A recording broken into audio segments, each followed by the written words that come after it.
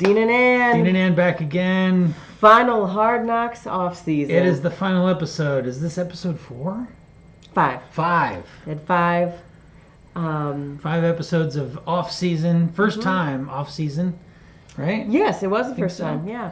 It was interesting because we never got to see the back office before, but now we are. Yeah, I mean, we kind of got to see the back office in the movie Draft Day, but this, I think, is a little more realistic compared to the movie. Yeah, of course.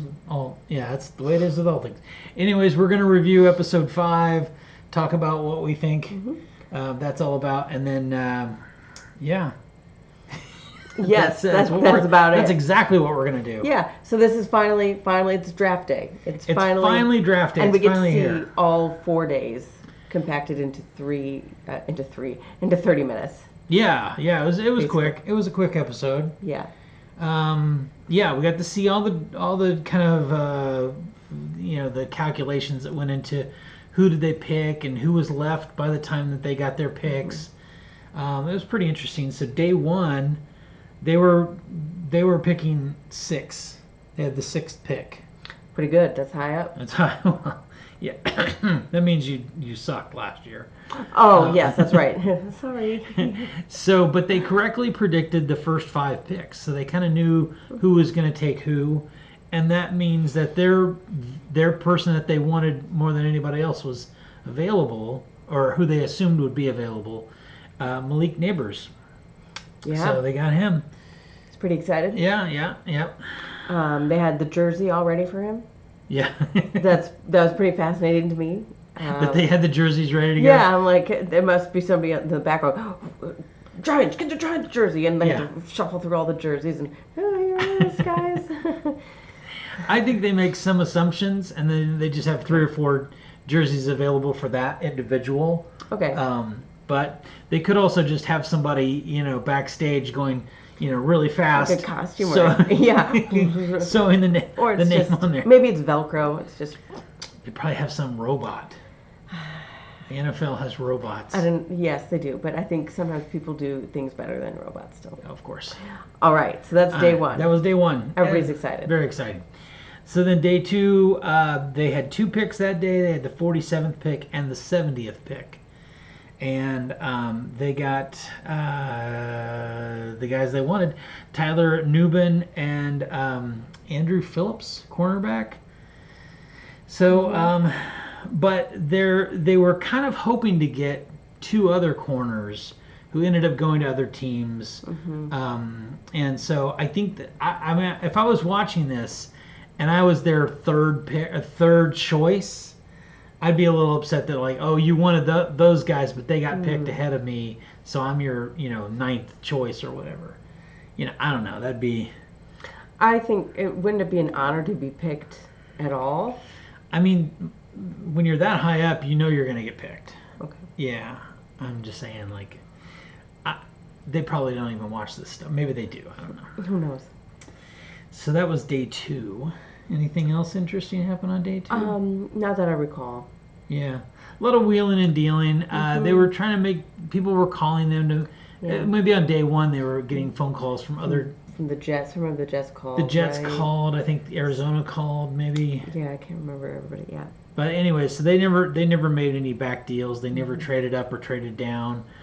They stayed with their assigned picks basically. On day 3, they got 3 picks. They got a tight end, they got a running back, and a middle linebacker that they wanted. Yeah, guys that they kind of had on the development list, but they also made a point of showing how a lot of stars in the past have come in later rounds.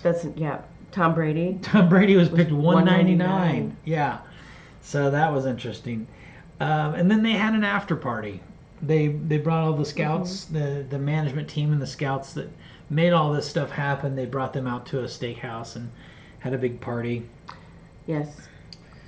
Joe also reviewed all the scouts. He had a one-on-one meeting with all of them. It was kind of like the next day, but I don't think it was actually the very next day. Yeah. I think it was probably a couple weeks down. Yeah. But yeah, he brought in all the scouts individually. Gave him feedback. Most of it seemed positive. Yeah. I feel like Joe's a very positive guy. Yeah. Yeah. He gave a few platitudes. At first he was saying you did a great job. You're wonderful at this job, and I'm like, okay, but you got to give him some specifics. And then he started giving specifics, and I think that was good. You don't want to just tell people they're great. You know, you got to tell them why they're great. Yeah, what they can do well.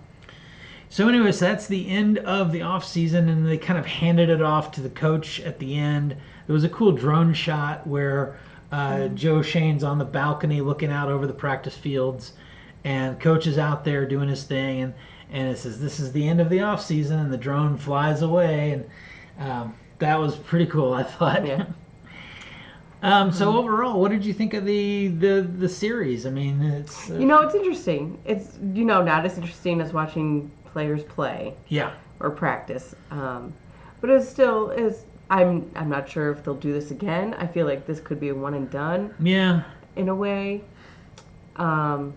I think there was some controversy. I didn't really pay attention to what was going on around this. I mean, I watched the show and I we do our videos, but I don't really follow, all the drama that goes on behind the scenes. I guess some people were upset about the way that the Saquon Barkley trade happened, early on, and just the way the conversations went. I think there was some drama around that. I don't know. Hopefully this doesn't come off as wrong, but it's during this episode that something how Joe was talking reminded me of the movie Best in Show. The guy who's like setting up the whole thing, and he's having the people shake out the curtains, and he's so excited, like every detail of this. And I don't know, Joe just the way he was talking reminded me of that guy. That's funny. Yeah. That kind of just like vision of like this is like, yes, I'm excited about this stuff that a lot of people probably aren't, the minute details. Yeah. He does seem like the kind of guy that's always trying to encourage everything. I kind of picked up on him being this way before. I feel like he always has to set the tone of the conversations, especially since he's the leader. He feels like it's his responsibility to kind of make sure that everybody's doing good and everybody's feeling good. And that's fine to a point, but sometimes you just have to work. Like you just have to do work. Oh yeah, but making sure everybody's fine mentally. Okay. Maybe, I don't know. I just felt like he's a positive guy. Okay. It's like, go get them, kids. Yeah. Yeah. Yeah. And they showed the two wives at the. Yes. They were kind of waiting at the place where the party's going to be. Yeah, I can't remember whose wives they were. Yeah, well, it was the coach and Joe Shane. So Dable and Shane. Oh. Yeah, that's whose wives they were. Anyways. All right, well, so put your comments down below and tell us what you thought. Be sure to like and subscribe because there's going to be a couple more Hard Knocks for us to review this season. Did you look up the schedule for Hard Knocks, the upcoming shows? Briefly. Okay. I know next up is, I believe they said the Bears. I think the Bears preseason training camp. Yeah, that'll be interesting. Okay. I'm intrigued to watch. We're here such for a famous team. Yeah. The Bears. Yeah, that's the only reason. Okay. All right. Well, we'll see you next time. Yeah. Thanks for watching.